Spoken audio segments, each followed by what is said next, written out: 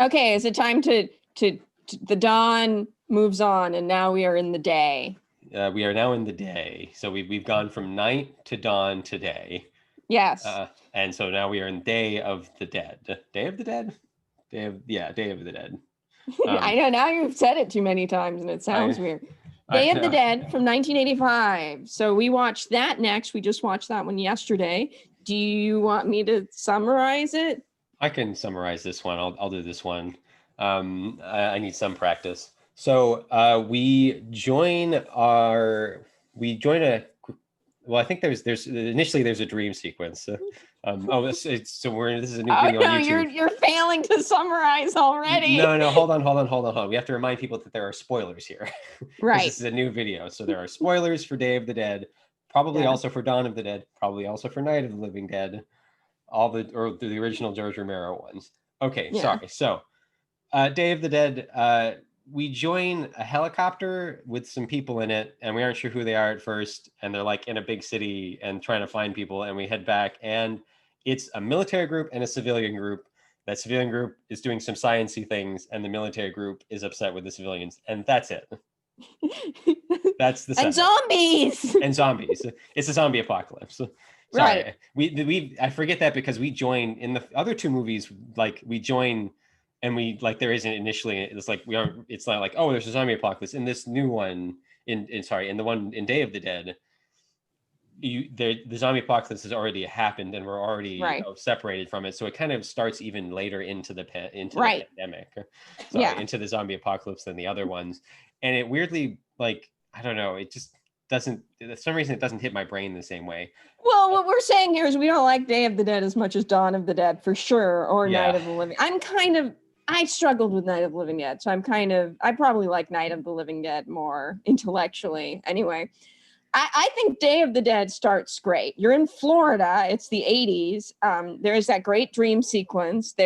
Which is in Stranger Things, and I caught it. Right. And then you hear they go down and they're looking for people, and that guy says, hello, and they sampled that in that Gorillaz song, in other things. That was really and you see a zombie with no jaw and just a tongue hanging out. And visually, it is great. Tom Savini. We have a boss lady, finally. She's like on top of things. We have our black man is a helicopter pilot this time. And then we have he's also Jamaican or something.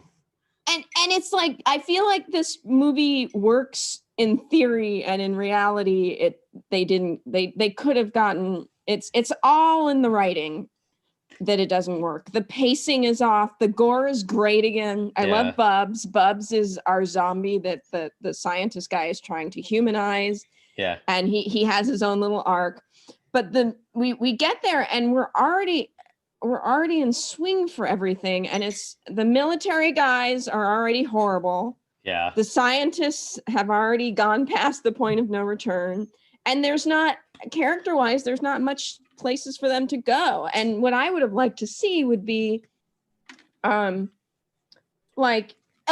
the military people have a point. What the scientists are doing is dangerous, and it ultimately leads to them dying. But the military people have been so vile up to that point that you don't really care that they're right about anything. Yeah. So there isn't that exchange, I like it in horror, and they don't even have it in day or night. So this could have, dawn or night. So this could have been their chance to do that, where it's like this power exchange where you think these guys are the bad guys and these guys are the good guys, but then it turns out that maybe these guys are the bad, I like it when your opinions change because you see people behave, but in this, it's like and then the one scientist guy gets shot in the head and he wasn't even barely a character. So it's like shocking, but doesn't make you feel anything.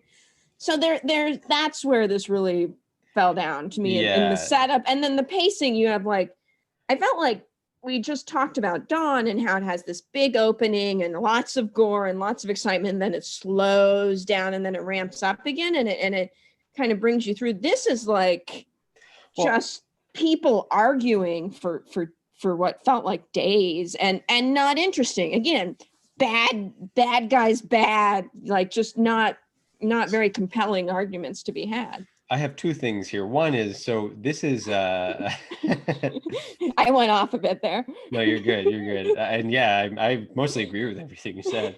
There are two things. So one, this movie is 2 years before a childhood favorite of yours, Baby Boom. And really Yes. the female character in Day of the Dead is not so different from the female character in Baby Boom. Right.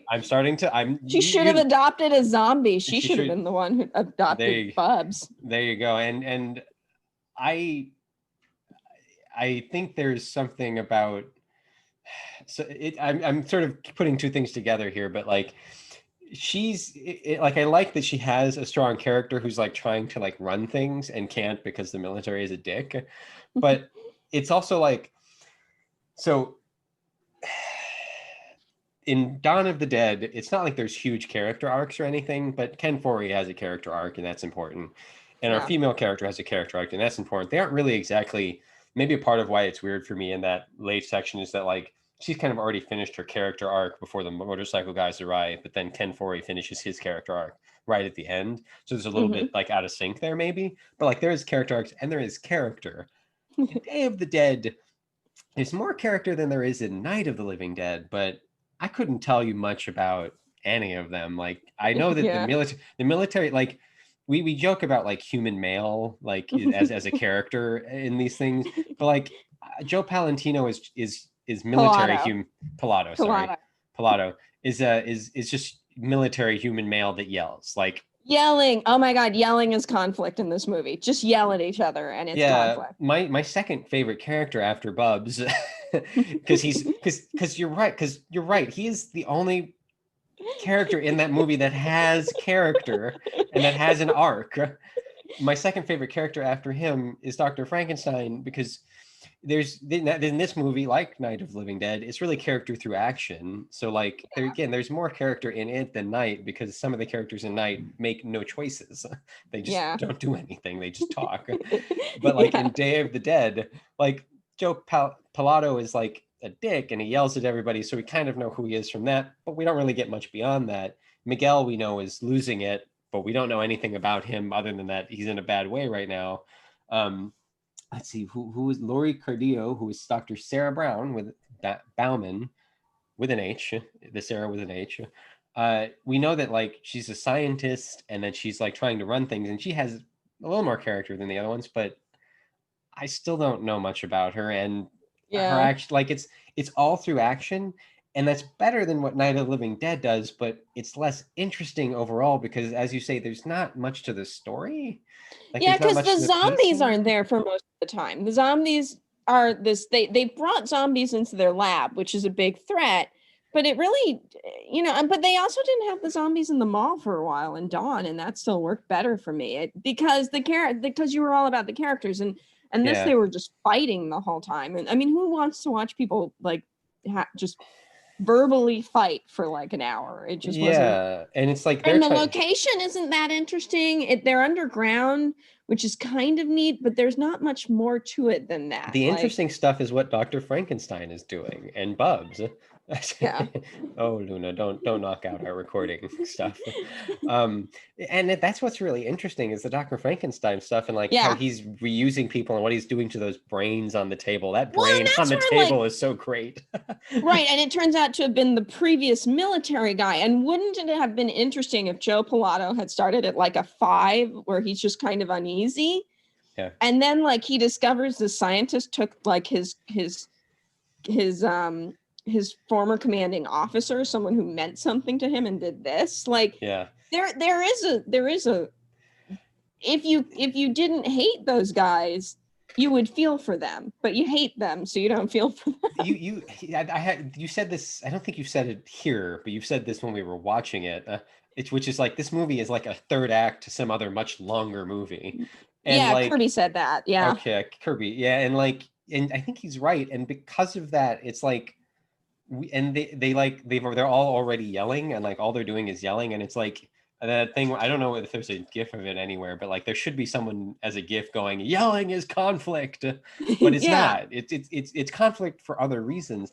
The other thing is, oh Luna, the other thing is that I don't know like when we started doing military versus civilian, probably since the beginning of cinema, but like this movie is military versus civilian, which is not uncommon in horror or action or Well, any it's number almost of movies. military versus scientists, which is like Godzilla type stuff. Yeah, Yeah. and so like, and there's nothing wrong with that storyline, but of storylines that have been depicted in movies, that is one of the ones that has been depicted a lot, is military Yeah. versus civilian or scientist or something.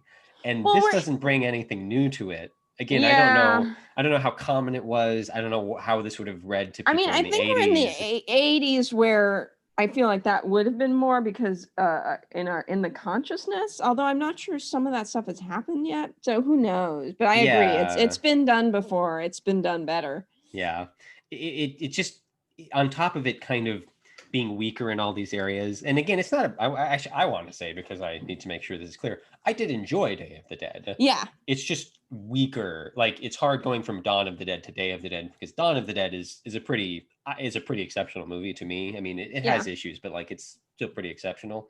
Day of the Dead is just so weak in areas like, Yeah, it's got really strong moments, but in between are like just draggy moments. And what did I want to say? Oh, so then at the end, we our John, the helicopter pilot, his whole thing this whole time has been he just wants to like get away to some island, and he's got a Jamaican accent. I think it's not a real accent. It doesn't quite sound right. And so he the mechanic and Our Lady get away to some island where there's just seagulls, just so many seagulls. Yeah. And I don't know what I'm supposed to take from that. Like, I knew what I was supposed to take from the end or think about, even like there's not like, it's not like a message film, but there's things to think about. There's things to think about at the end of Dawn. You don't really know what's going to happen. This, it's like, so did John, is John the only other? John wants to get to an island, and at the end he gets to an island. Like, is that what it just wasn't? Yeah, like what's the like in Night of the Living Dead, there's kind of an undercurrent, we always, I mean, it's not like every movie has to be like, have like this nice undercurrent where it's really about something else, right? Right. I mean, we like those movies, but like, I also like I like some of the Marvel movies, and I like some of the John Wick movies, and it's like, there's not a lot necessarily underneath those movies. It's all kind of on the surface, and that's fine. But like, Night had something underneath it. Dawn about racism. Dawn had something underneath it about consumerism. Day of the Dead has something nowhere about military versus science, maybe, but we've seen it before. So and it's also, and that's all on the surface to me. Yeah. Like, even that, and there might be something there for that. It's kind of all on the surface. I don't really read anything kind of going on underneath that. Like, I don't think it's really. Yeah, I mean, I guess it's the ending about giving up, but then they're giving up on this beautiful island. Like, it's just very strange. It's just, I don't. To me, it's like about like, if you only have a little bit of time left, you want to live your best life, which is which is kind of good, but it's also weirdly, like, Dawn of the Dead like made the point of like, well, they get this mall where they have everything they need, but it's miserable. And weirdly, Dawn of the Dead Day of the Dead ends at that place. Like, we haven't got there yet because they probably have been on the island for like a day, but like in a week they're just going to be depressed and by themselves. So it's like, I don't, it feels. It just some great gore though. Great gore. Frankenstein and Bubs are great. I mean, that's what this movie has going for it. And unfortunately, you really need the story to be stronger for the whole movie to. Yeah, John is played by Terry Alexander. I looked it up, and it says there's not much about it. He was in a soap opera back when I watched it in the 90s. Yeah, like that. This and that are what he's known for, and it doesn't say anything on Wikipedia. It just says he's an American actor, so yeah, he might still have been Jamaican heritage, or maybe he was doing an accent. Yeah, it doesn't sound quite right to me, but I'm no expert. Yeah, and so Dr. Frankenstein was played by Richard Liberty, who I don't really know, and it doesn't look like he was necessarily in a lot, although he was in the Miami Vice. The funny thing to me is Bubs is played by Sherman Howard, who you've definitely seen in things, but like a lot of comedy and a lot of kids stuff. So it's kind of funny. Like, he was also on a soap opera. That's funny. He was in some Jungle Book thing. He was in those are things, television. Yeah, Miami Vice. He was somewhere in there. He was in Quantum Leap somewhere, which I've always wanted to watch. But it's like he had a big television career. It looks like. He's in Day of the Dead and Lethal Weapon 2 and Yeah. An American Tale, The Mystery of the Night Monster. So anyway. Anyways, basically, Day of the Dead is still fun, and it's if you're into horror, like totally, it's gory, it's got the stuff in it. It's if you're less critical maybe of story and that kind of thing, like I could see this being It's still someone's worth really watching if you like like kind of thing. If you don't like horror, I don't even know why you're watching this. But anyway. Yeah, like Dawn of the Dead, I could tell somebody who isn't into horror maybe to watch and just warn them that that's quite the yawn, Luna. Your cat is adorable. Dawn of the Dead is a movie I could tell, or Night of the Living Dead is a movie I could tell non-horror people to watch and be like, if Night, there's no gore, but if like Dawn, it's like, well, if you're fine with gore, watch this. You might find something in this movie for you. Yeah. Day of the Dead, it is a bit like, I don't know that I'd really recommend it if you aren't like a cinephile or into horror. Yeah. So I agree. Yeah. I completely agree.